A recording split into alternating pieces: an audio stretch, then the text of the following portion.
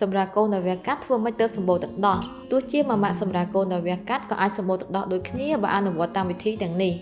ពិតណាស់ការប្រែប្រួលអរម៉ូនភ្លាមដែលកើតឡើងនៅពេលសុខបំបែកចេញពីស្បូនគឺជាសញ្ញាបញ្ជាក់ថាទឹកដោះចូលទៅក្នុងសដនរបស់យើងហើយមិនថាម៉ាម៉ាក់សម្រាប់ដែលវាកាត់ឬធម្មជាតិនោះទេសុទ្ធតែទទួលសញ្ញាមួយនេះធ្វើម៉េចទៅសម្បូរទឹកដោះសម្រាប់ម៉ាម៉ាក់សម្រាប់ដែលវាកាត់ទី1បំបើកដោះកូនកាន់តែឆាប់កាន់តែល្អ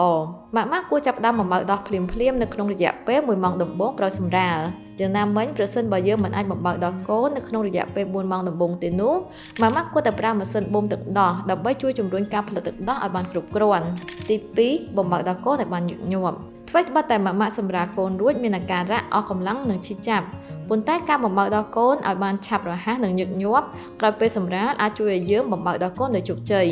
ដូច្នេះហើយម៉ាម៉ាក់គួរបំបើកដោះឲ្យអូនយ៉ាងហោចណាស់រៀងរាល់3ម៉ោងម្ដងក្នុងអំឡុងពេលថ្ងៃនិងរៀងរាល់4ម៉ោងម្ដងនៅអំឡុងពេលយប់ទី3ប្រើប្រាស់ថ្នាំបំបាត់ការឈឺចាប់ការឈឺចាប់ខ្លាំងក៏អាចរំខានដល់ការបំបើកដោះកូនដែរហេតុនេះហើយម៉ាម៉ាក់អាចប្រើប្រាស់ថ្នាំបំបាត់ការឈឺចាប់ដែលណែនាំដោយគ្រូពេទ្យជំនាញដើម្បីបំបើកដោះកូនប្រព្រឹត្តទៅដោយរលូន